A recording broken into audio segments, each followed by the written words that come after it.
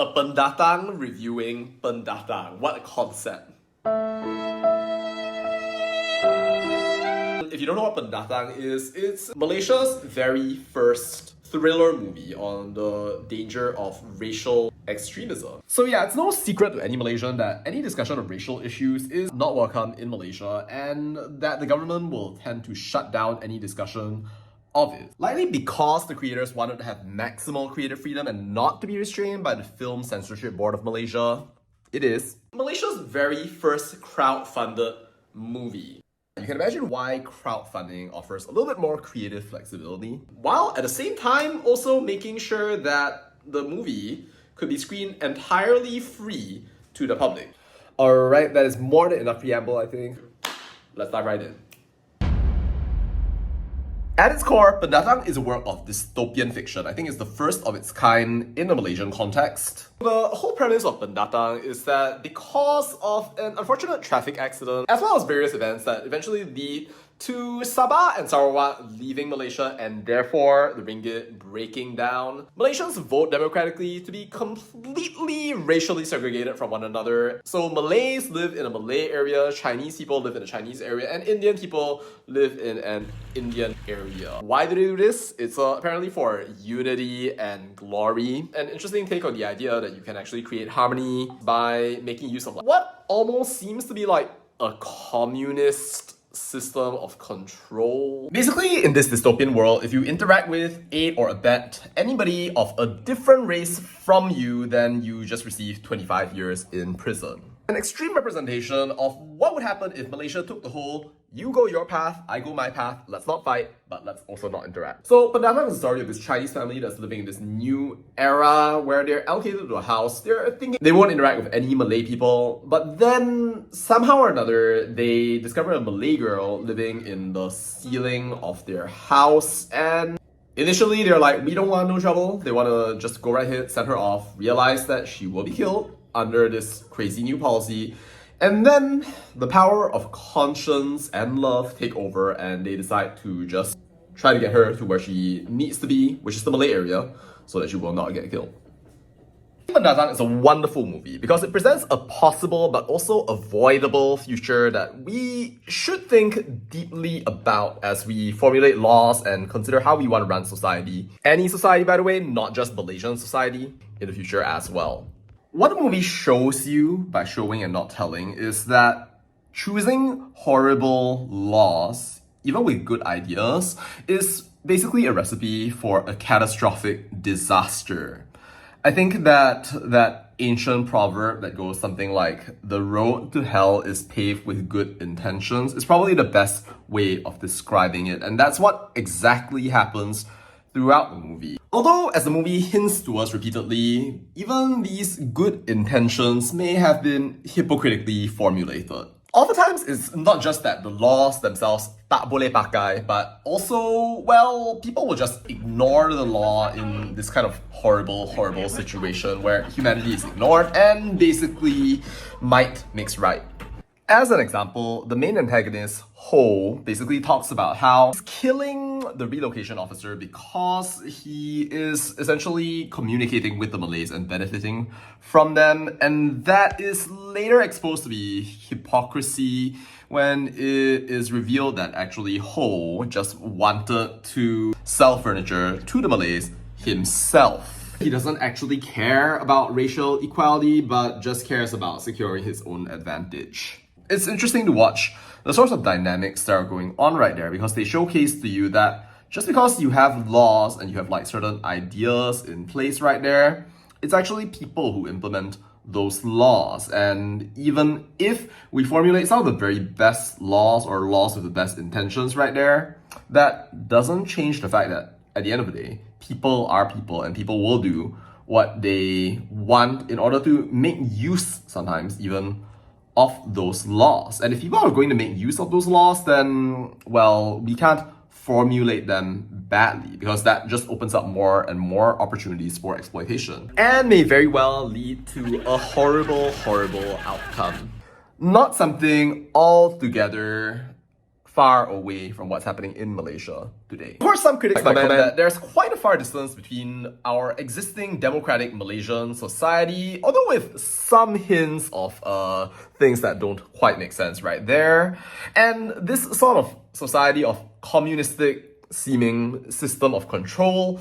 But of course, one could then invoke what is understood to be the role of dystopian fiction, which is to essentially ensure that people are triggered enough to avert or do everything in their power to avert a society like this from coming to pass. Next, let's talk about visuals. I really enjoyed the visuals and the cinematography of Pendatang because I thought it was really done well, despite the fact that the movie was on a relatively small budget of just about 400,000 ringgit.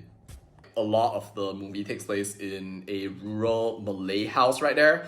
But it's weird because people end up somehow having like smartphones and flat screen televisions. It's just visually interesting. There are lots of different things to look at and to pay attention to. And I think that the directors did a pretty good job overall with the scene selection and just making calls about what to show. The pacing, direction, and acting were very often on point and cinematic in nature. Overall, I think that it was a good job, especially on a budget. That shows you that what matters probably most is the story, the way that you actually convey the different things that are happening inside the scene. So overall, I thought that was awesome. Great job, guys. Having said that though, not everything is perfect. There are definitely some things that can be improved, and as an unqualified internet commenter, I will give my opinion. So, first thing I want to talk about is race representation. I mean, yes, Pendatang is a movie about how different neighborhoods are racially segregated, and it's quite natural to imagine that there will be no interaction between races, but the depiction of these experiences is not uniform. Of course, you can see that there is depiction of the Chinese environment. I mean, that's the vast majority of the entire movie, and it's kind of hard to not notice. But the Indian territory is not really covered at all, except for like, I think 3 to 4 minutes in total. And the Malay territory is essentially just an afterthought. They're not really even showcased at all right here, except pretty much just in short sound bites here and there. I think that there were opportunities that were not taken, and probably the most obvious opportunity is, you know that little girl in the movie? She doesn't speak, like, at all, like, throughout the entire movie. Minus that moment she told Auntie Koo that her name was Raifa, which shows that she could speak all the while. It's not really how a child would behave, because if you really were a child, you just speak to anyone, like, no matter what. It's never explained why the child was there in the very first place, like, did her family own this house? And what exactly happened along the way. I do wish that the filmmakers had gone a little bit more into the world of the little girl to think about what she was experiencing, what she was feeling in that situation. Now let's talk about what it means that Pendatang was as successful as it is. I think that Pendatang really is a point of reckoning. The fact that a movie like this could get funded and will receive such rave reviews from so many Malaysians, it shows that there is plenty of support for this sort of thing from Malaysians, from all strata of society. The government of Malaysia, it tends to be very sensitive. It tends to go out and try to censor these things, believing that Malaysians are not mature enough. This is controversial speech. This is the kind of thing that shouldn't be possible for Malaysians to look at. And I think that that attitude is not the best. It treats Malaysians as infantile, unable to reason critically. And if we don't believe that the Malaysian people are ready at this point in time, and we just don't expose them to this sort of speech, then when are they ever going to be exposed? When are these questions about race, religion, and everything else that we're not talking about right now going to ever be discussed? And will we always remain silent, never able to actually talk with one another? I sure hope not, as a Malaysian, because this sort of discussion and debate, these conversations, are the foundation of a healthy society. What Pendatang showed us is that Malaysians are hungry for this kind of content. They're hungry to discuss issues about society, about where we're going, and what we can maybe do in order to avoid futures like the one that's described here, from being our lot. We believe somehow that there is a better Malaysia out there that lies within our reach. The story doesn't have a good ending if you watch till the end. But at the same time, it does suggest, in the same way that many works of dystopian fiction do, that maybe there is an alternate path. It's not just about a faraway future that has no relation to the present, but instead also about being able to just take the opportunity that works like these of creative insight, artistic value, consider how our current attitudes are going to influence the people around us, how they think, and how we can collectively become more mature as a society. The very fact that this movie has achieved the success that it has and that it will continue to achieve even greater success is a testament to that need for Malaysians to have these kinds of conversations.